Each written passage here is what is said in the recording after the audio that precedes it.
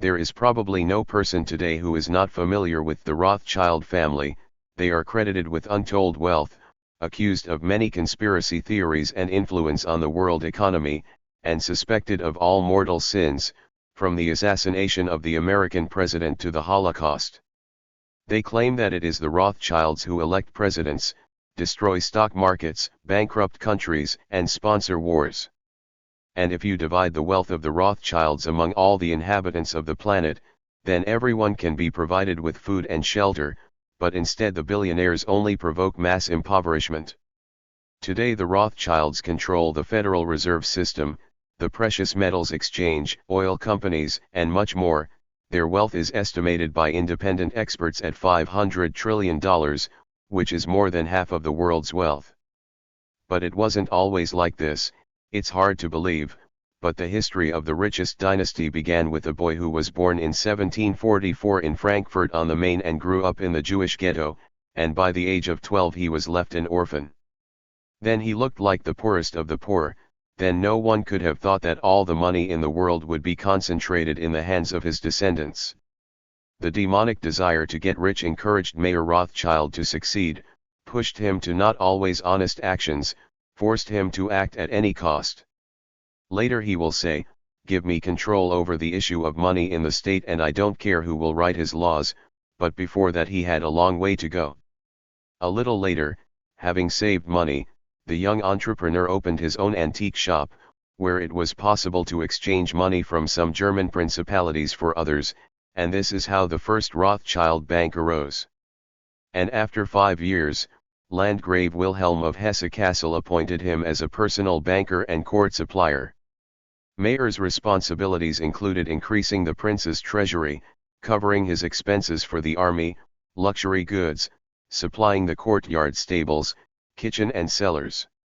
If successful, a reward awaited him in the form of part of the prince's income and respect at court. If unsuccessful, the court would be ruined and even executed. But Rothschild was not timid. When Wilhelm was hiding from Napoleon, Rothschild continued collecting money from his debtors and was even able to increase the amount received. One day he withdrew money from Landgraf's compensation account in a British bank and paid for the goods with it. Since he paid in cash, he received a big discount. Mayer managed to avoid 2 operations at once, transporting money to England and counter-transporting money to Frankfurt. Instead of money, Rothschild brought goods, sold them at a high price, repaid Landgraf's debt and ended up with a big win. And since Wilhelm received thalers and the British paid in pounds, the banker also made money on the difference in exchange rates. In 1770, Mayer Emschel married. His wife bore him 19 children, 9 of whom died in infancy. The family was continued by 5 sons and 5 daughters, but only sons could run the family's affairs, while daughters were excluded from the Rothschilds' business life. Mayer Emschel Rothschild wanted all his money to remain in the family, so he ruled that a female offspring would not be entitled to an inheritance. Once they reached marriageable age, all financial support from the family ceased and they were forced to look for someone who could support them. And since they grew up in luxury, they needed rich spouses. This provoked a wave of incest in the history of the Rothschild family. In 1810, the founder of the dynasty founded the company Mayer Emschel Rothschild & Sons. Putting into circulation the cash at his disposal, Mayer began to lend money at interest in amounts unprecedented for that time. The wealth itself was later returned by the successor Landgraf, but the profit from the loans was colossal and remained naturally in the hands of a family of bankers. After the death of Mayer Rothschild, his sons dispersed throughout Europe and subsequently created a whole network of banks. The elder Emschel led the affairs of the family home in Frankfurt, founded his own company in London, James in Paris, Solomon settled in Vienna, and Karl in Naples. So the 5 fingers of one hand clenched world domination into a fist. Formally, the brothers were independent of each other, but had a common communication system that made it possible to receive news about the most important political events and any stock market shocks before anyone else. The Rothschilds' ability to quickly gather information, and if necessary, spread misinformation, played a big role in their success.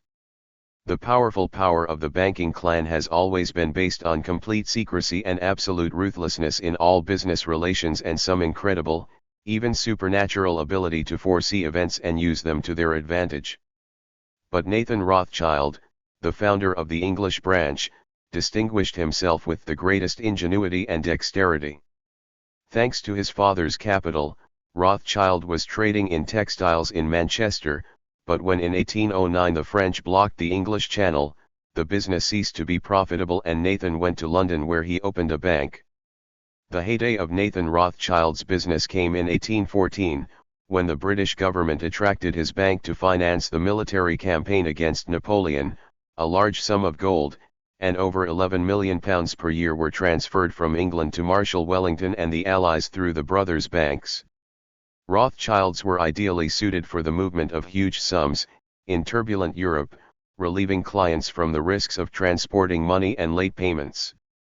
The private Battle of Waterloo and, of course, his own ingenuity helped Nathan increase his fortune many times over. At the beginning of the battle, the advantage was on Napoleon's side. But then the Allied army entered and Great Britain won. Napoleon fled to Brussels, but Nathan's courier was the first to inform Rothschild about the results of the battle. He immediately began selling his bonds on the stock exchange.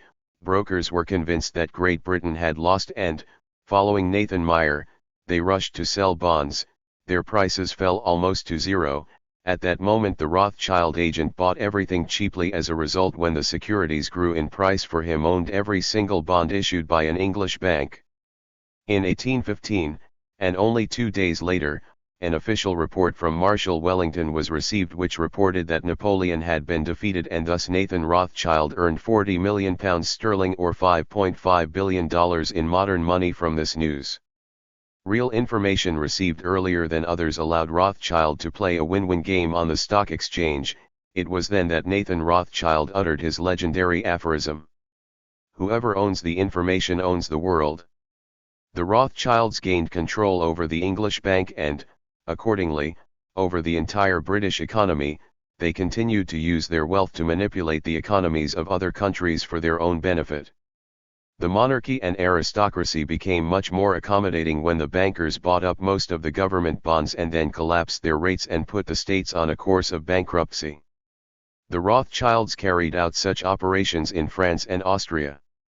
In 1816, for special services to the imperial court, Emperor Franz II granted the Rothschilds the title of nobility. In the list of those endowed with the title of baron, all except Nathan Rothschild, who settled in London, he received the title of nobility later and became the first Jewish lord, finally merging with the British nobility. At the same time, the famous coat of arms of the family appeared, which, however, at first the heraldic chamber did not want to register, since it depicted signs of royal power, but high-ranking friends of the Rothschilds advised not to argue with the newly minted nobles and the coat of arms was registered. One of the important details of this coat of arms is a fist clenching 5 arrows. It symbolizes the 5 sons of Meyer Rothschild. The coat of arms is decorated with the motto Concordia Integritas Industri, which in Latin means agreement, honesty, hard work. As you can see, the Rothschilds did not immediately gain honor and recognition, but by the middle of the 19th century, members of the dynasty became not only the financial but also the cultural elite. Their guests were artists, writers, and musicians, including Heinrich Heine, Honoré de Balzac, Frédéric Chopin and other. The Rothschilds collect art and buy luxury residences. At the end of the 18th century, the Rothschild family decided to extend its experience of printing unsecured money in England and France to the young, rapidly developing America, and thus the Federal Reserve System was born, the brainchild of the Rothschild clan. An independent financial institution that in the United States performs the functions of the central bank, but with a small caveat: the form of capital of the Federal Reserve System is a private joint stock Federal Reserve System. One of the most important financial organizations on the planet, the dollar exchange rate, the state of the American economy, and therefore, in many ways, the world economy too, depend on its actions. Perhaps this is the largest scam in the history of the United States and all of humanity.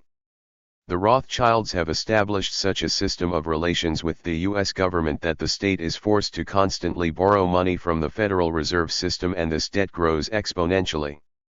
The interest on this debt alone amounts to more than $1 trillion a year. However, it is unlikely that it will be possible to prevent the actions of the bankers who own the Fed. The stakes are too high. Abraham Lincoln advocated retaining the right to issue currency with the federal government, and also rejected the possibility of legally transferring this privilege to a private monopoly. Having come to power, his government was faced with the heavy burden of financing the Civil War, while the monetary system was in private hands. In 1862, Lincoln introduced a bill to Congress that would allow United States notes to become legal tender and thus give the federal government the power to print paper money, but was met with harsh criticism from the banking lobby. Of course, this was not part of the plans of the Rothschilds, who would have suffered colossal losses. On April 14, 1865, Lincoln was shot in the head. 100 years later, on June 4, 1963, President John Kennedy signed a decree that returned to the U.S. government the right to issue money, bypassing the Rothschild-owned Federal Reserve System. Less than 6 months later, on November 22, while walking in a limousine with his wife Jacqueline, John Kennedy was mortally wounded by a rifle shot. His decree allowing the printing of American money for the benefit of the American people was cancelled by President Lyndon Johnson. On the same day after Kennedy's assassination, the Federal Reserve withdrew and destroyed printed Treasury dollars. Until now, there has not been a president who ordered the printing of banknotes outside the Federal Reserve System. Perhaps life is more valuable. But the Federal Reserve System controls financial flows not only in the United States, but throughout the world. For example, the Federal Reserve System ultimately became the cause of the collapse of the Soviet Union. For 20 years the USSR accomplished a feat that had never been seen before in the history of the world. In the shortest possible time, an impoverished agricultural country destroyed during the First World War and the Second Civil War came in second place in terms of economic well-being after USA in the world. The economy and all other areas in the post-war years in the Soviet Union developed at a pace unprecedented in the world. All areas of life were on the rise, and this was largely explained by reasonable financial policies. One of the most important resolutions read: Stop determining the exchange rate of the ruble against foreign currencies on the dollar basis from March 1, 1950 and transfer to a more stable gold basis in accordance with the gold content of the ruble. After the adoption of this resolution, the large-scale robbery of the Soviet Union by the United States, which issued paper dollars without material backing, stopped. This made it possible to ensure rapid economic development. The prospects were bright. But not for the Rothschilds. Joseph Stalin quickly dies and soon the growing Soviet economy goes into decline. Its crisis becomes its apotheosis and it all ends with the collapse of the once powerful country. Every war ends with one of the parties certainly receiving certain preferences. Regardless of who is the winner, the benefit always goes to the side that finances the war. Being far from the source of the conflict, the war brings huge profits to the Rothschild dynasty. Moreover, income is extracted from each side of the conflict. The banking sector has always been the only source of money for the political leaders of those countries that participated in the wars. They could always borrow enough money from the bankers to spend it on the most wasteful enterprise of the war. Both in the past and in the present, it is impossible to finance wars only through taxation due to the devastating consequences for the economy as a result of mass protests of the population. During all the wars and economic crises, the Rothschilds increased their wealth, while entire countries lost it. Of course, ordinary people pay for wars, not only with their lives but also with the high taxes and inflation that they have to endure after the end of the war so that the government can pay off the national debt. The Second World War was the bloodiest conflict in human history and the record holder for the number of casualties. International banks led by Wall Street played an important role in financing Adolf Hitler's National Socialist regime. Bankers do not fight with each other, they exchange mutually beneficial ideas, information, and plan the post-war structure of the world. The US media also plays a role for financiers. The most popular newspapers and magazines are simply bought and write what is dictated to them from above, that is, they support the military way of solving problems, rather than peaceful solutions. Be it conflicts in Afghanistan, Iraq, Libya, or Syria. As you can see, financiers always win. What has changed today? Unfortunately, nothing significantly. People still don't want war, but for the international banking cartel, war still remains one of the most profitable areas of activity. Will there be a third world war? This question torments many and only time can answer it. One thing is known in the immediate plans of the Rothschilds: the destruction of the military and world competitors of the United States. And this is Russia, China, and India. On the ruins of these countries, the Rothschild clan plans to create a new world government in which bankers will secretly control politicians, just as the Federal Reserve System controls politicians today. In the USA, Forbes annually publishes a list of billionaires. It takes into account stock market quotes and other circumstances affecting the assets at the top of this ranking. In 2023, we see Tesla and SpaceX CEO Elon Musk, Amazon founder Jeff Bezos, Microsoft creator Bill Gates, Facebook developer Mark Zuckerberg, and many more dollar billionaires. Wait, where are the Rothschilds? According to independent experts, the fortune of the Rothschild house is estimated at $500 trillion, which is 1,000 times more than that of the richest billionaires on the planet. It's just that the Rothschild dynasty does not appear on these lists, because it itself controls them. They say happiness loves silence. I think the Rothschilds would add money to the saying too. The Rothschilds have long been using trusts, which are a reliable means of hiding capital and assets from prying eyes, first of all from the eyes of tax services, secondly from law enforcement agencies, and thirdly from various kinds of revolutionaries and radicals for whom the Rothschild name acts as a red rag on a bull. Over the centuries, the Rothschilds accumulated trillions of dollars worth of gold bullion in their underground vaults and cornered the world's gold reserves.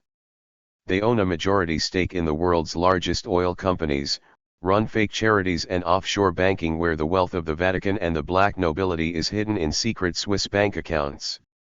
In addition to many castles, palatial mansions, wineries, racehorses, exotic resorts and jewelry houses, the Rothschilds bought one of the largest news agencies in the world, RAT, in the 1800s, and then the Associated Press Agency, which selects and delivers the same news stories day after day to the whole world.